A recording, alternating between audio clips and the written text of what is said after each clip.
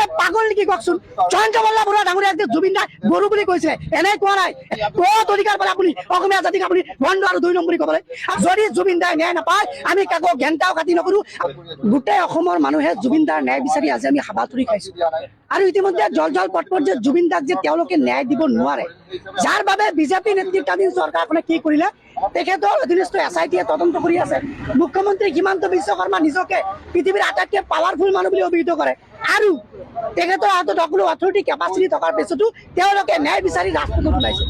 গতিকে তেওঁলোকে যে অসমীয়া জাতিটোক অসমৰ মানুহক মূৰ্খ বুলি ভাবে ইতিমধ্যে জল স্পষ্ট হৈ পৰিছে। আপোনালোকে পাগল নেকি কওকচোন? নিজৰ হাতত সকলো কেপাচিটি সকলো অথৰিটি, তাৰপিছত আপোনালোকে ৰাজপথত ওলাইছে আৰু আপোনালোকে ন্যায় বিচাৰিছে। কাৰ ওচৰত ন্যায় বিচাৰিছে সেই প্ৰশ্নৰ উত্তৰ আপোনালোকে দিয়কচোন। যোৱাকালি নলবাৰীত জয়ন্ত মল্ল বৰুৱা ডাঙৰীয়া প্ৰতিবাদী কাৰ্যসূচীৰ যোগেদি কি কৈছে যে আজি হেনো প্ৰকৃত জুবিন প্ৰেমী মানুহে ৰাজপথত ওলাই আহিছে। তাৰমানে ইমান দিন কোটি কোটি অসমীয়া মানুহে জুবিন দাৰ ন্যায় বিচাৰি ৰাজপথত আহিছিলে, সেই সকলো কথা জয়ন্ত মল্ল বৰুৱা ডাঙৰীয়াই নকলি আৰু ভণ্ডামি বুলি কৈছে। জয়ন্ত মল্ল বৰুৱা ডাঙৰীয়াক যে জুবিন দাই গৰু বুলি কৈছিলে, এনে কোৱা নাই। এইটো জুবিন দাৰ কথা। আপুনি এনেকুৱা কথা বতৰা নকৰিব। কোনে সাহস দিলে? ক'ত অধিকাৰ পালে আপুনি অসমীয়া জাতিক আপুনি বন্ধ আৰু 2 নম্বৰ ক'বলৈ? আপোনালোকে কি শ্লোগান দিছে যে আমাৰ জুবিন প্ৰাণৰ জুবিন?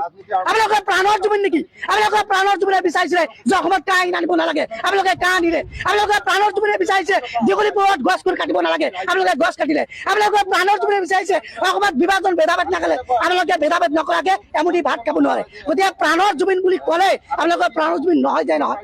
গতিকে কথা খুব স্পষ্ট। আমি জুবিন দা নীতি আদৰ্শ জুবিন দাই কৈছিলে আমি যুৱ প্ৰজন্ম, আমি বিচাৰিলে দেশ গঢ়িব পাৰো, দেশ সলাব পাৰো। যদি জুবিন দাই ন্যায় নাপায় আমি কাকো ঘেণ্টাও কাটি নকৰো। আমি ছাত্ৰ মুক্তি সংগ্ৰাম সমিতিয়ে আজি অৱস্থান ধৰ্মঘট কৰিছো। ইয়াৰ পিছে পিছে পৰা অসমৰ প্ৰতিজন জাতি জনগোষ্ঠী ধৰ্মাৱলম্বী মানুহে ৰাজপথত ওলাই অহাৰ আগতে আপোনালোকে ন্যায় দিয়ক, অন্যথা কিন্তু কোনো কাকো আমি নিষ্ঠা নিদিওঁ। আমি একদম স্পষ্ট হৈ গৈছো, জুবিন দাক ন্যায় দিব লাগিব আৰু জুবিন দা আমাৰ মাজত সদায় অমৰ হৈ থাকিব।